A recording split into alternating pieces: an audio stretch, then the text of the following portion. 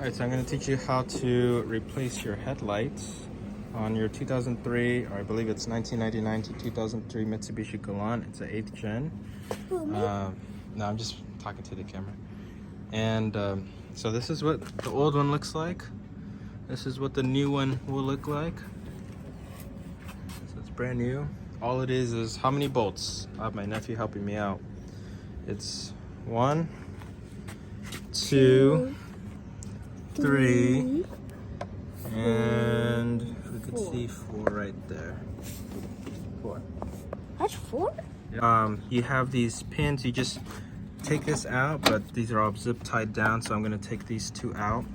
But that other bolt, once you take it out, so there's one down there and then there's one up there, and that's what they're going to look like after you take off the grill.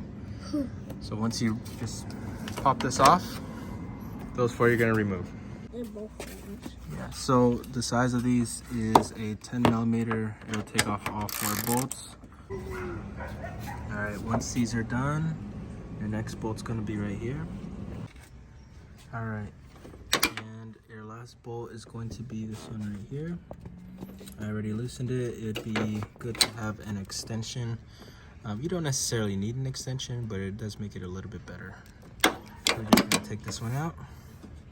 You just pull it off. There we go. Just like that. If you ever needed to actually change the light bulb, you just pop this off. You're gonna see this right here. All you gotta do is push this down, push it around, and it'll release this little hanging mechanism. Then you can change your bulb.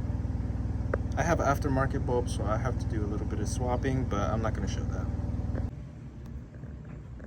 This will be your final product. 4 bolts, pretty much. That's it. Make sure you put in your bulbs correctly, all that good stuff, and you're squared away. Thanks for watching, guys.